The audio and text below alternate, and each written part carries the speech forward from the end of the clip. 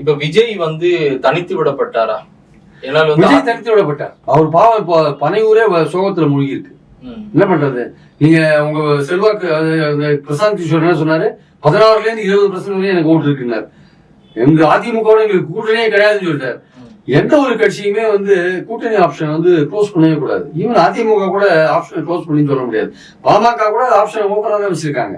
எல்லாருமே கடைசி வரையும் ஆப்ஷன் ஓப்பனா தான் வச்சிருக்கோம். ஏன்னா தேர்தல் இருக்குது, என்ன சூழல்கள் உருவாங்கன்னு சொல்ல முடியாது. யார் எங்க போவோம் அப்படி வருவான்னு சொல்ல முடியாது. இப்பவே நீங்க வந்து அதிமுகவை நீங்க வந்து க்ளோஸ் பண்ணி அமைச்சிட்டீங்க. நீங்க இப்ப பாதி சீட் கேட்டு உங்க பலம் ரொம்ப பயங்கரமா இருக்கிற மாதிரி ஒரு பிக்சரை கொடுத்து நீங்க அவரை வெளில வச்சிட்டீங்க. அது தவறான ஒரு அணுகுமுறை.